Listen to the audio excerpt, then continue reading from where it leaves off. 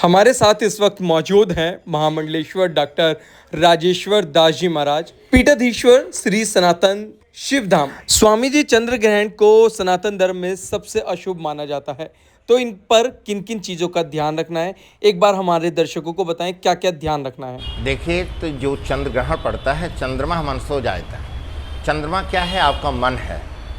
और जब सूर्य और पृथ्वी चंद्रमा के मध्य की स्थिति आती है, अर्थात ये कहा जाए कि चंद्रमा का प्रकाश जब अवरोध होता है तो ये चंद्र ग्रहण पड़ता है। और अब की बार जो चंद्र ग्रहण है 7 सितंबर 2025 रविवार को है, जो हमारे देश काल के लिए, जनमानस के लिए, जल तत्व के लिए बहुत ही कष्टकारक भी कहा गया है। और जो चंद्र ग्रहण है, अब की बार जो चंद्र ग्रहण है, चंद्र ग्रहण में जैसे 9 घंटे पहले सूतक प्रारंभ होता है, और जो मंदिर मठ आदि के लिए सूतक है ये 12:57 पे प्रारंभ हो जाएगा। तो भगवान के पट लग जाते हैं। और जब चंद्र ग्रहण पड़ता है या कोई भी ग्रहण पड़े तो हमें गुरु का मंत्र, इष्ट का मंत्र या हरि नाम का संकीर्तन करना चाहिए। और संकीर्तन करने मात्र से, अर्थात जो आप कीर्तन करते हैं, जो संकीर्तन करते हैं, उससे राष्ट्र का कल्याण अर्थात देवत्व का, देवताओं के लिए एक बल का, आनंद की प्राप्ति होती है, एक बल मिलता है। इसलिए हम आराधना करते हैं। आपने देखा होगा जब ग्रहण पड़ता है तो लोग गंगा जा करके, गंगा के पावन तट पर या मंदिर का पट बंद है, मंदिर में बैठ करके विधि और विधान से सब लोग उपासना करते हैं, पूजा करते हैं, पाठ करते हैं और हर तरह से आराधना और संकीर्तन करने का प्रबलता पूर्ण ईश्वर के प्रति समर्पित भाव रहते हैं। इस बार जो ये चंद्र ग्रहण है, आप देखेंगे 12:57 पे मंदिर के लिए सूतक चालू हो जाएगा, जो अगले दिन, अगली प्रातः मंदिर खोला जाएगा और विधि पूर्वक से धन धान्य अत्यधिक रूप से आप देखेंगे कि समस्त हमारे जो पुजारी जी होते हैं वो भी आराधना में होते हैं, साधु संत आराधना में होते हैं, माताएं बहनें आराधना में होती हैं, सभी लोग आराधना करते हैं। किस लिए? कि राष्ट्र का कल्याण हो। क्योंकि इस समय आप देख रहे हैं ना कि ग्रहण है, परंतु चारों तरफ जल तत्व बना हुआ है, कहीं बादल फट रहे हैं, कहीं बाढ़ आ रही है, अनेकों प्रकार से विषमताओं में हम अपने जीवन को देख रहे हैं। अब की बार का जो ग्रहण का विशेष काल की अगर मैं बात करूं आपके साथ में, तो जो अभी बताया कि ग्रहण प्रारंभ होगा सूतक 12:57 पे। अब ये ग्रहण वास्तव में कितने बजे से है, बात ये भी पता चलना चाहिए कि ग्रहण कितने बजे, क्योंकि माताएं बहनें सब परेशान होती हैं। और 9:57 पे ग्रहण जो है स्पर्श करेगा। और जो मध्य का श्रेणी है ग्रहण का 11:41 और जो मोक्ष के चंद्र ग्रहण का समय है वो 1:26 अर्थात 1:30 बजे रात्रि में ये ग्रहण मोक्ष का होगा। अब इस ग्रहण में क्या करना होता है? जो हमारी गर्भवती माताएं बहनें रहती हैं उन्हें सब्जी काटना नहीं होता है, ईश्वर की आराधना करना होता है। और पुराणों का अध्ययन करें, धार्मिक ग्रंथों का अध्ययन करें और नारायण का बार बार नाम लें। जो रोगी हैं, जो छोटे बच्चे हैं, उनके लिए कोई दिक्कत नहीं है, वो कुछ भी ले सकते हैं क्योंकि उनको दवाई आदि लेना होता है। यदि जो गृहस्थ आश्रम में हैं, भोजन आदि करना चाहते हैं, तुलसी का पत्ता जल में डालें, तुलसी का पत्ता हो या कुसा हो, इन सब चीज़ों का यदि आप प्रयोग करते हैं तो आपको ग्रहण का प्रभाव कम रहेगा। और इस प्रार्थना करना चाहिए कि रात्रि काल में 9:26 से लेकर के जो ये ग्रहण काल है, अर्थात 10 बजे रात्रि का 9:57 से, उस समय से लेकर के 1:30 बजे रात्रि तक यदि आप कुछ नहीं खाते हैं और आराधना करते हैं तो उसका फल और मिलेगा। जो हमारी गर्भवती माताएं बहनें हैं और वो लोग इस ग्रहण काल में इस समय ना सोएं तो अच्छी बात है, क्योंकि आराधना करें। आप भी बलवान रहेंगे, बच्चा भी बलवान होगा और हर तरह से यह अद्भुत, अलौकिक, दिव्य और भव्य होगा। इस प्रकार से अब की बार ग्रहण है। और 2025 अगर ज्योतिष गणना की भी मैं बात करूं, आप लोगों को कई बार मैंने बताया है कि 2025 से लेकर के जो 32 तक का काल है ये बहुत ही भयंकर काल है। इस काल में असाध्य रोग आएगा, इस काल में बादल फटना, जल तत्व होना, जनमानस का नुकसान होना, और देश काल में आने वाले इस चंद्र ग्रहण के बाद आप देखेंगे राजनीति में भी एक नई उथल और फुथल का भी प्रकल्प आपके सामने आएगा। एक नई बीमारी आएगी और इस नई बीमारी से भी हमें सावधान रहना होगा। और एक ही चीज़ है कि शरणागत दीनार्ता परित्रा परायणे सर्वाति हरे देवी नारायणी नमस्तुते। चंद्र ग्रहण में आप जितना भगवान का भजन करेंगे उतना ही आपको आनंद मिलेगा। कीर्तन कीजिए, ईश्वर की आराधना कीजिए, वही आपके जीवन को धन्य बनाएगा। स्वामी जी, इनमें किन किन राशियों पर असर पड़ सकता है? देखिए, अब की बार की जो बात करें अगर राशियों के, तो इस संसार में यदि आप आए हैं तो सभी लोग कष्टित होंगे।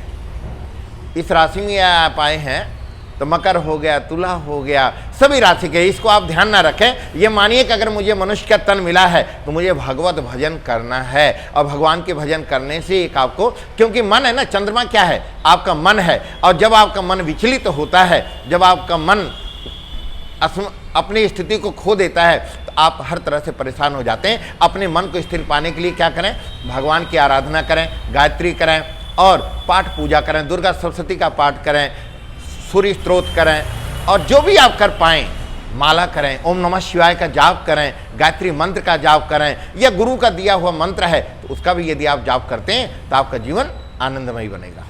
स्वामी जी, पितृपक्ष में क्या क्या ध्यान रखना है, कैसे पूजा करनी है और कैसे पितरों को खुश किया जाए? देखिए, अगर आप अपने जीवन को दिव्य बनाना चाहते हैं तो गुरुपित मात महेश भवानी और प्रणव बंधु दीन जन जानी।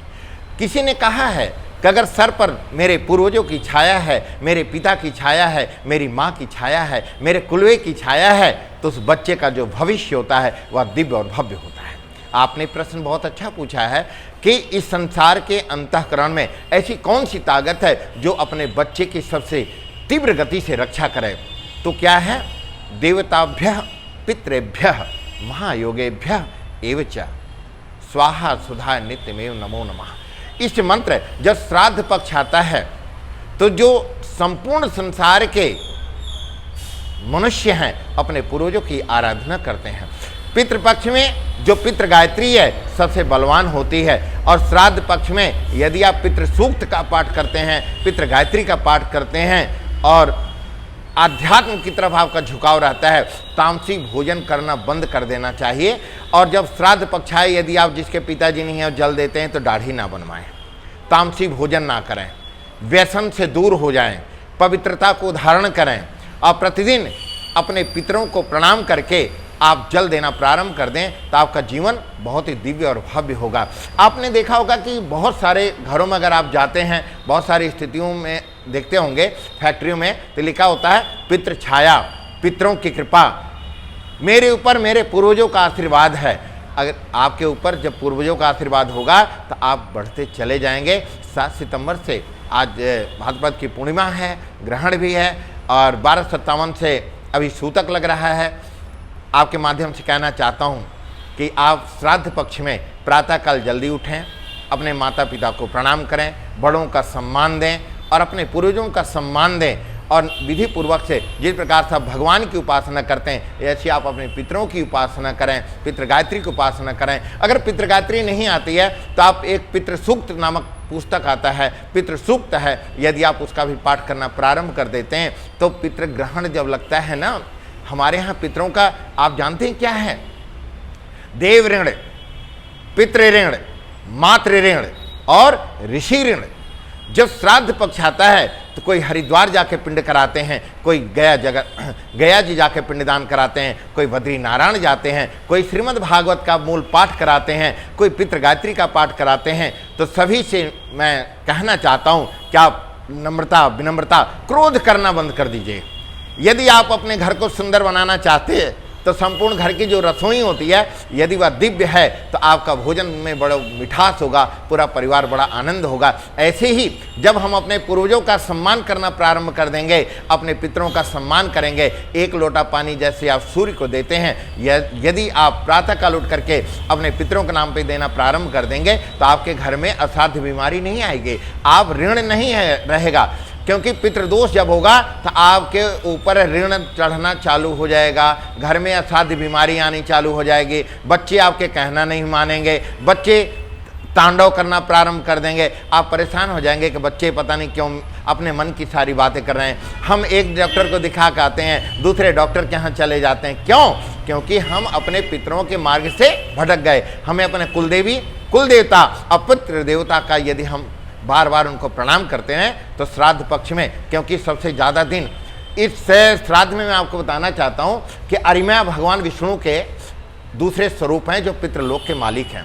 श्राद्ध पक्ष में सभी जनमानस के जो पूर्वज हैं अपने तिथियों पर अपने परिवार के पास आते हैं और कहना चाहते हैं कि आज हमारा परिवार हमको जल देगा, उस जल को हम ग्रहण करते हैं।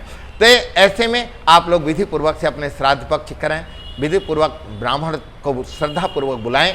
और एक बात मैं आपको और कहना चाहता हूँ, जब तिथि आती है तो उन तिथियों के अंतःकरण में लोग सोचते हैं कि मैं पंडित जी को अभी जाऊं अभिमंत्रित करूं। नहीं, आपके जिस दिन तिथि हो आप एक दिन पहले जाएं, ब्राह्मण देवता से प्रार्थना करें, निवेदन करें कि कल हमारे यहाँ पर हमारे पूर्वजों का तिथि है, मैं चाहता हूँ कि आप हमारे घर पधारें और आप अपना आशीर्वाद बनाएं। क्योंकि जब ब्राह्मण देवता आपके यहाँ भोजन करते हैं तो ब्राह्मण देवता नहीं भोजन करते हैं, उनके अंतःकरण में वह देवत्व, वह पितृ स्वयं समाहित होते हैं। समाहित होने के पश्चात वह स्वयं भोजन को ग्रहण करते हैं। जो आप संकल्प करते हैं, जो आप वहाँ पूजन करते हैं, आचार्य जी जो आपसे संकल्प कराते हैं, ये मान लीजिए कि साक्षात आपको पितरों की कृपा मिल रही है। तो मैं ये कहना चाहता हूँ कि श्राद्ध पक्ष को बड़े तन्मयता के द्वारा, श्रद्धा भाव के द्वारा आप अपने पितरों को प्रणाम करना प्रारंभ कर दीजिए। आपके घर में बीमारी नहीं रहेगी, आपके घर में किसी प्रकार का कलेश नहीं रहेगा,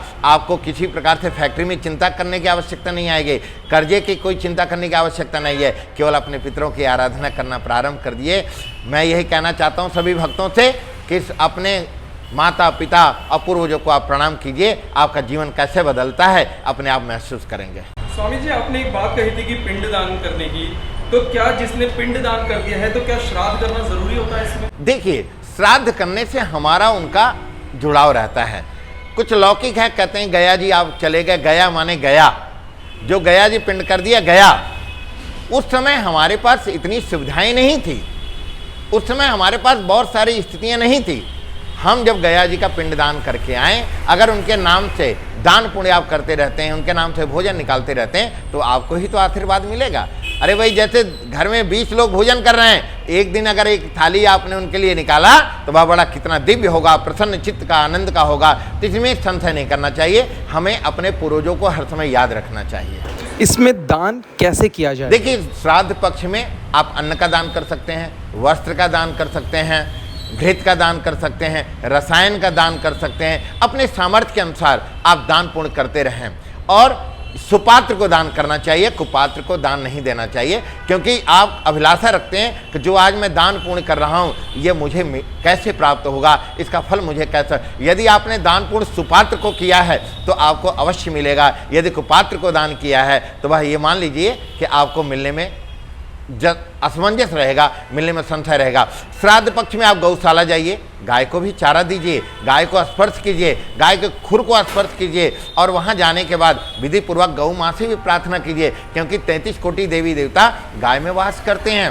और इस संसार के अंतःकरण में, इस संसार के समन्वय में जब तक गंगा हैं, जब तक साधु संत हैं, जब तक आनंद पूर्वक सब लोग हैं, तो हमें हर तरह से आनंद की अनुभूति करते रहेंगे इस सृष्टि। और कि यही कहना चाहता हूँ आप सभी से कि आप गंगा पे जाएं, जमुना पे जाएं, किसी भी नदी पे जाएं, जिस दिन आपके पितरों का तिथि हो उस दिन आप तर्पण करें, मार्जन करें विधि पूर्वक से। यदि आप करते हैं तो आपके घर में आनंद की प्राप्ति होगी। जी, बस एक आखिरी सवाल और आपसे हम करेंगे, इसमें क्या कोई विशेष मंत्र है जिसका जाप करना जरूरी है? ओम देवताभ्यः पितृभ्यः महायोगेभ्यः एव च स्वाहा स्वधा नित्यमेव नमो नमः। ये पितृ गायत्री मंत्र है। इस पितृ गायत्री मंत्र का यदि आप जाप करते हैं तो आपको हर तरह से लाभ की प्राप्ति होती है। मैंने बताया ना कि पितृ गायत्री करें या पितृ सूक्त का पाठ करते हैं तो आपको हर तरह से लाभ की प्राप्ति होती है। तो हमें अपने श्राद्ध पक्ष में पितरों को प्रणाम करना चाहिए, पितरों को श्रद्धा भाव से अपने माता पिता को भी प्रणाम करना चाहिए। मैं एक बात आपके माध्यम से और कहना चाहता हूँ कि वर्तमान समय में लोग एकल भाव में हो गए हैं कि मियाँ बीवी बच्चे अगर हम फ्लैट में रहना चालू कर देंगे तो हम बड़े सुकून से रहेंगे। दोस्तों, ऐसा अपने मन से निकाल दीजिए भक्तों। यदि आप परिवार के साथ रहेंगे तो आपको हर तरह से लाभ मिलेगा, आपके सुख दुख में सब लोग पूरा परिवार खड़ा रहेगा। एकल भाव को हटा दीजिए, समर्थता को लेकर आइए। परिवार के साथ नम्रता और विनम्रता के साथ यदि आप रहते हैं तो आपको हर तरह से लाभ की प्राप्ति होगी। ये साल का आखिरी ग्रहण है और ग्रहण में क्या मंत्र है कुछ ऐसा कि जो लोगों पर असर कम करे? शरणागत दीनार्ता परित्रापरायणे सर्वार्ति हरे देवी नारायणी नमस्तुते, या महामृत्युंजय का पाठ करें या ओम नमः शिवाय शिवाय नमः का पाठ करें, गायत्री मंत्र का करें। अब जो भी सहज भाव से ले लें, श्री राम जय जय राम का करें, सीताराम सीताराम सीताराम सीताराम करें, क्योंकि सीताराम जी ऐसे हैं कि उनको सभी लोग उच्चारण कर सकते हैं, सूक्ष्म नाम उच्चारण कर सकते हैं, तो आप गंगा पे मंदिर में कीर्तन करके, परिवार में कीर्तन करके करें। 9:57 से लेकर के 1:26 तक आप भोजन ना करें, और जो हमारी माताएं बहनें गर्भवती हैं वो कोई भी सब्जी आदि ना काटें और ईश्वर की आराधना करें। अगर ना सोएं, क्योंकि आप लोग तो रात को टीवी देखते ही रहते हैं, तो कोशिश करें कि उस समय आप लोग अगर जगेंगे तो आपके लिए, बच्चे के लिए बहुत ही उत्तम समय रहेगा। आप ईश्वर की आराधना करें, क्योंकि गर्भवती माताएं जैसा विचार लाती हैं बच्चे वैसे ही प्रगति करते हैं। तो इसलिए मेरे साथ बोलिए जय जय सीताराम, हर हर हर महादेव।